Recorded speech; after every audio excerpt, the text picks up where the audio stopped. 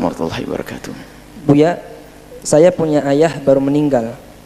Biasanya kan bayar fidyah pakai beras. Apakah ada solusi lainnya selain beras, Buya? Enggak ada fidyah orang meninggal dunia. Ngapain difidyahin? Orang meninggal didoain sudah. Enggak ada fidyah. Kenapa harus fidyahin orang meninggal dunia? Di sana ada pertanyaan. Jika orang yang meninggal dunia itu pernah meninggalkan sholat sama meninggalkan puasa, punya utang sholat, utang puasa, ini ada ceritanya dong, bukan langsung meninggal pakai fidyah, enggak. Nah, misalnya orang meninggal dunia pernah punya utang sholat. Nah, bagaimana kalau utang sholat? Utang sholat beda dengan utang puasa. Utang sholat dilihat. Tidak tahu nggak sholat berapa hari, mungkin karena aslinya Anda tidak boleh meninggalkan sholat. Dalam keadaan sakit pun tetap sholat. Tapi namanya orang kadang ilmu kurang, tak tahu yang dia meninggal dalam keadaan punya utang sholat. 5 hari tidak sholat sebelum meninggal. Maka di dalam urusan sholat, pendapat pertama yang dikukuhkan, tidak usah dikodok oleh ahli warisnya, dan juga tidak dibayar fidyah. Baik, fidyah itu beras 6,7 on. Enggak bayar fidyah, enggak dikodok oleh ahli warisnya. Tapi pendapat yang kedua dalam mazhab Syafi'i, Anda harus tahu ini perbedaan di antara ulama. Pendapat yang kedua, dan ini banyak diamalkan, dikiaskan dengan puasa, yaitu dibayarkan fidyah. Setiap sholat yang ditinggalkan oleh orang tua tersebut dibayarkan setiap satu sholat 6,7 on, diberikan kepada fakir miskin kalau punya. Kalau ternyata tidak punya, solusinya adalah ikut Imam As-Subuki rahimahullah ta'ala. Beliau mengatakan dikodoin, dikodoi. Imam Subuki orang besar, alim. Fidyah ya biarin fidyah, yang pakai kodok biarin kok kodok, yang nggak mau pendapat yang pertama, selesai. Nah ini, itu sholat. Kalau puasa dilihat, jika memang dia itu sakit bulan Ramadan, berarti kan nggak wajib puasa, ya kan? Tak taunya setelah itu meninggal dunia. Sampai meninggal dunia, berarti utang puasa dia belum pernah punya kesempatan untuk membayar puasanya. Kemudian kok mati duluan, ya nggak wajib diapa-apain, tidak qadha, tidak fidyah. Kenapa? Karena dia belum punya kesempatan untuk mengqadha. Berbeda dengan dia sakit bulan Ramadan seminggu, setelah itu 15 Syawal sembuh, seger buger, sampai berapa bulan kemudian sakit lagi, mati. Dia punya utang berapa?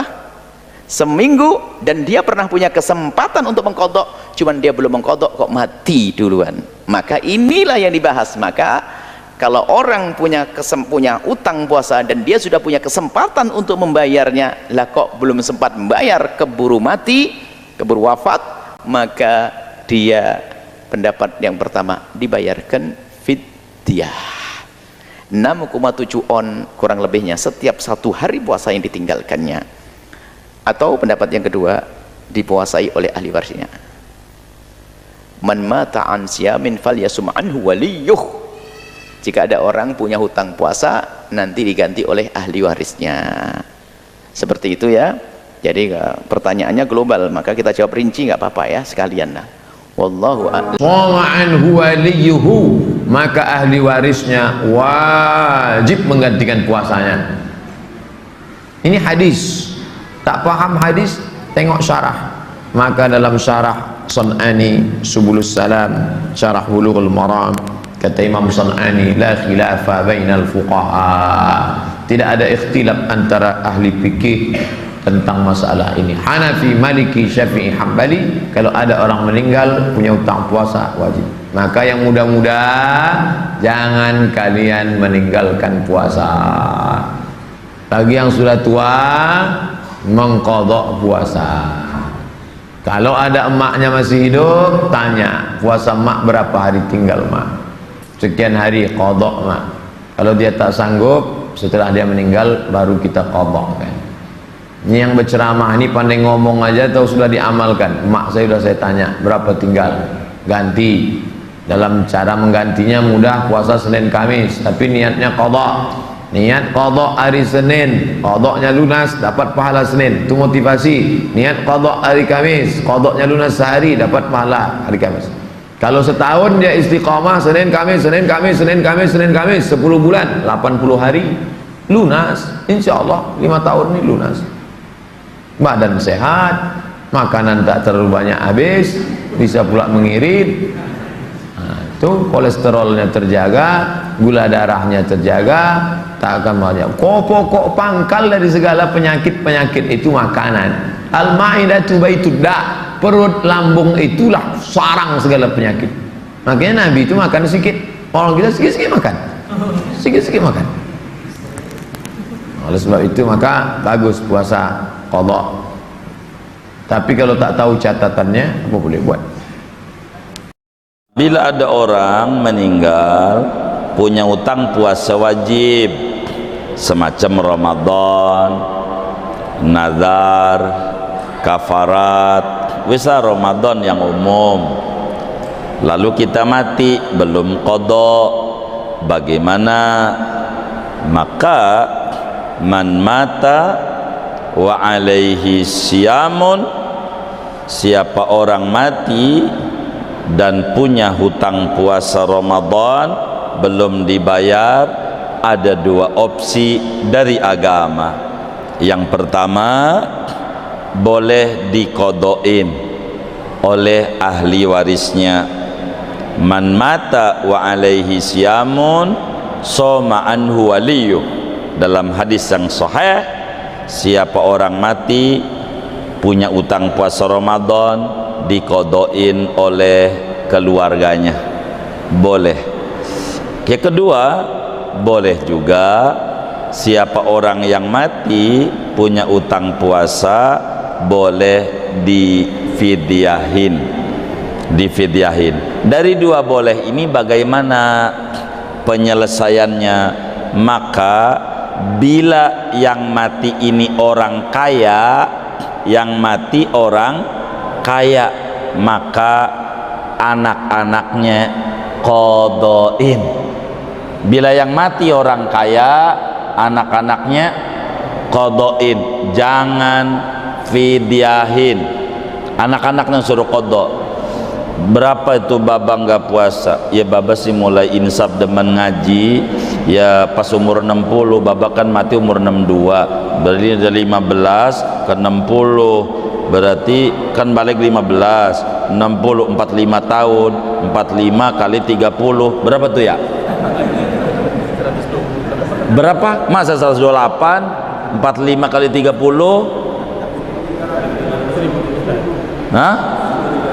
1350 hari qadhain sama anak-anaknya. Jangan warisan doang maunya, ininya juga babanya. Kalau orang tuanya miskin, yang mati miskin, udah miskin kagak ibadah lagi, kan parah begitu, maka anak-anaknya fidyahin. Fidyahin itu cara pengaturannya. Sebab kalau yang kaya suruh fidyahin, girang dia, ringan, enggak ngabisin sekontrakan, enggak begitu. Kalau yang miskin suruh puasa, girang, emang juga kagak pernah makan saban hari. Maka hukuman itu harus ada efek berat, itu hukum. Maka si kaya disuruh puasa qadhain, si miskin fidyahin. Maka kata si miskin, ya makan susah, makanya ente jangan ninggalin puasa. Begini nih ribetnya nih sama keluarga yang masih ada. Begitu diantara aturannya. Bagaimana dengan fidyah salat? Ini kalau salat ulama berbeda-beda pendapat. Di dalam mazhab Abu Hanifah amat sangat kuat. Begitu Ithafu Ahlil Insaf, ada satu tesis tersendiri ditulis oleh ulama besar mazhab Hanafi dengan nama Ithafu Ahlil Insaf fi isqatis salat indal akhnaf. Itu dalam mazhab Hanafi sepakat berdasarkan qiyas dari hadis puasa. Bila puasa aja ibadah mahdhah bisa diqadhain, maka salat juga bisa, sama-sama ibadah maqdha.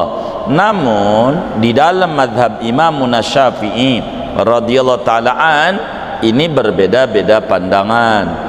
Asli dari Imam Syafi'i tak perlu diqadha, tak perlu difidyain. Namun beberapa ulama madhab, Imam Bajuri, seorang grand Syekh Al-Azhar yang ke-19, ulama besar, kakek guru Syekh Nawawi Al-Bantani. Syekh Al-Bantani punya guru namanya Syekh Abdul Hamid Ad-Dagestani. Beliau punya guru Imam Bajuri.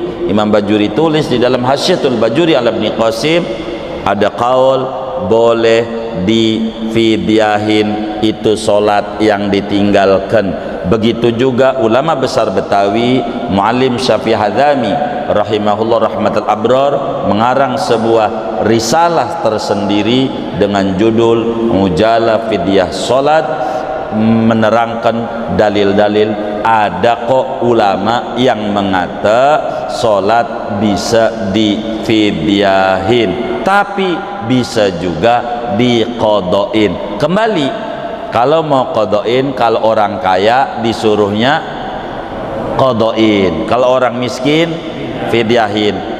Baru sholat umur 60, mati 62, dari umur 45 15 balik 45 tahun kan, dikali 365 kan setahun, di setahun 45 begitu, 45 dikali 365 berapa tuh? 16.400 dikali 5 waktu kan belum lah. Iya kan sholat 5 waktu itu baru tahun doang. Berapa? 82.125 waktu. Qadhain tuh sama anak-anaknya, jangan warisan doang maunya, bapaknya qadhain begitu tuh. Jangan rebutan warisan aja, lumayan kalau di daerah Meruya rada tinggi tanahnya. Ya begitu, qadhain baru nanti kasih warisan. Begitu. Tuh caranya kayak begitu. Panjangnya di dalam kitab Mujalah Fidyah Salat, silahkan miliki itu karya ulama besar Betawi, murid Habib Ali Bungur, Sayyidi Syekh Muallim Syafi'i Hadzami yang makamnya di depan Gandaria City di Kebayoran Lama. Wallahu a'lam bishawab. Segini. Ada kebaikan jariah, ada dosa jariah dengan konteks tertentu, tapi konsepnya kalau standar tidak mewariskan apapun, baik pahala ataupun dosa, kecuali kondisi tertentu seperti sedekah jariah, doa anak soleh, ilmu bermanfaat, dan termasuk ini. Nah, ini ada kisahnya, saya bacakan cepat ya. Qala haddatsana Muhammad bin Abdul Rahim, haddatsana Muawiyah bin Amr, haddatsana Zaidah an al-A'mash an Muslim al-Batin an Sa'id bin Jubair an Ibnu Abbas radhiyallahu taala anhuma. Kemudian qala ja'a rajulun, nah ini asal mulanya, sebabnya ini. Jadi kalau di Quran ada asbabun nuzul, sebab ayat itu turun. Di hadis disebut asbabul wurud, sebab hadis itu disampaikan. Di kisah cerita ada asbabul muncul, munculnya cerita ini karena ini. Jadi ada sebab apa kisahnya dia. Nah, ini kata Ibnu Abbas radhiyallahu taala anhu, ya rajulun ila Nabi sallallahu alaihi wasallam, datang seorang lelaki ya kepada Nabi sallallahu alaihi wasallam. Faqala ya Rasulullah, maka dia berkata, ini seorang laki seorang anak di sini maksudnya. Dia berkata, inna ummi matat, ibuku meninggal ya Rasulullah. Ya, ibuku meninggal. Wa 'alaiha shaumun, sedangkan beliau itu masih punya kewajiban puasa. Masih punya kewajiban puasa. Syahrin, sebulan lagi. Nah, ini karena kondisi tertentu itu kan. Nah, meninggal dunia sebulan nggak sempat diqadha. Kemudian pertanyaannya, afa aqdihi anha, apakah boleh aku mengqadha? Boleh nggak aku mengqadha itu untuk beliau? Maka apa jawab Nabi? Faqala na'am, boleh. Nah, boleh ya. Nah, teruskan dulu.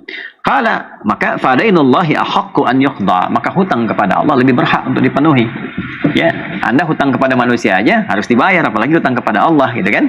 Nah, maka di sini ada beberapa pelajaran yang kita dapatkan. Pelajaran pertama, bagaimana seorang anak punya puncak bakti yang luar biasa pada orang tua. Khususnya ibu di sini kasusnya, karena nanti di kasus lain adalah ayah pengen bersedekah untuk ayah yang telah meninggal. Ya, ada hadis-hadis memberikan motivasi kepada kita bahwa orang tua itu banyak jasanya. Ayah, ibu yang mengandung, merawat, melahirkan dan segala hal lah. Kita anak sakit, Ya, kita doakan ya, ada anak kecil sakit nih, sampai subuh tadi saya masih pantau ya kondisinya nih, sampai subuh tadi saya masih pantau ya kondisinya, ya sesak, lagi di terapi, sekarang pakai ventilator gitu kan, dan ibunya udah banyak menangis ya, kadang-kadang dalam posisi itu pengen bertukar posisi dan sebagainya. Nah, ini kadang-kadang penting kita hadirkan dalam kehidupan kita sehingga motivasi kita untuk berbuat lebih baik. Ya, jadi kalau Allah sudah berikan kesempatan saat hidup nggak mampu, ada setelah meninggal belum berbuat apa-apa, mau sampai kapan lagi ada kekuatan pada diri kita untuk berbuat yang terbaik. Nah, maka muncul salah satu kisah di sini, ibu sudah meninggal, sedangkan saya nggak bisa berbakti lagi gitu kan, ya nggak bisa layani dia saat hidup dan sebagainya. Kalau ada kesempatan begini, ibu nih meninggalkan qada puasanya, padahal mungkin bagi yang telah meninggal kan selesai, ya kan, selesai semua amalnya. Ya, seorang kan meninggal dunia, dia nggak mampu kerjakan, nggak ada hisab baginya karena telah selesai, karena sakitnya itu. Dan bukan disengaja dia nggak pengen qada, dengan mautnya tiba, maka dia nggak mungkin qada kan? Sebetulnya putus, selesai urusannya. Dengan hadis Muslim dari Nabi sallallahu alaihi wasallam dengan 9 lafaz, "Idza matal insanu inqata sa'iru amali illa min talas." Jika manusia meninggal dunia, terputus semua peluang amalnya. Sudah. Dia sudah selesai, putus di situ. Rufi'al qalam, diangkat kemudian penanya, imma tinggal dosa atau tinggal pahala. Ya, jadi sudah dihitung semuanya. Tapi ada 3 yang masih mengalir walaupun dia meninggal, yaitu sedekah jariyah, ilmu bermanfaat, dan doa anak soleh, gitu kan? Nah, ini anak soleh ingin tetap memberikan itu, ingin penuhi puasanya ibu itu walaupun terputus, masih boleh nggak hukumnya? Ya kan? Maka kata Nabi, boleh. Silakan kerjakan. Baik ya? Nah, di sini kalau kita berhenti di sini, ini masih terbuka antara sunnah bagi seorang anak untuk memenuhi kebutuhan ibundanya atau ayahandanya yang belum terselesaikan, walaupun bagi dia tidak ada beban untuk itu. Ya, tapi ketika Nabi mengatakan fadainullahi ahaqqu ayyuqda, maka hutang kepada Allah itu lebih berhak untuk dipenuhi.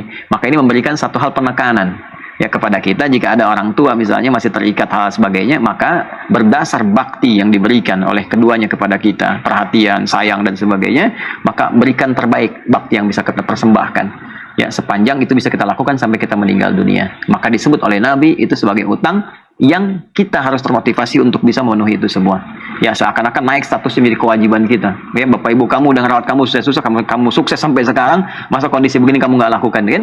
Sampai-sampai Imam Al-Hasan, balik ke atas, kenapa saya lewat tadi ke bawah dulu? Sampai-sampai Imam Al-Hasan Al-Basri mengatakan, kalaupun ibu itu punya 30 orang anak, maka setiap anak kodokkan 1 puasanya, jadi sehari tuntas untuk ibu itu. Jelas? Maka kata Imam Hasan Al-Basri, saking pentingnya berbakti kepada orang tua itu, kalaupun ibunya punya 30 anak atau 30 keluarga, kemudian ingin mengkodokkan ya semuanya, masing-masing setiap satu semua puasa untuk ibunya itu, maka dipandang sah walaupun puasa cuma sehari, selesai. Karena yang dilihat di sini bukan puasanya, yang dilihat bagaimana tentang bakti seorang anak kepada kedua orang tua ketika ingin memberikan yang terbaik kepadanya. Nah, tapi sisi lain, tadi yang saya ingin sampaikan, betapa penting kedudukan hukum wajib dibandingkan dengan yang sunnah. Sampai yang meninggal pun masih diberikan kesempatan untuk diqadha. Paham ya? Nah, jadi kalau ada ketemu wajib dengan sunnah, dahulukan wajib. Kalau nanti selesai Ramadan, kemudian tiba Syawal, ada qadha, maka dahulukan qadha dulu, baru kemudian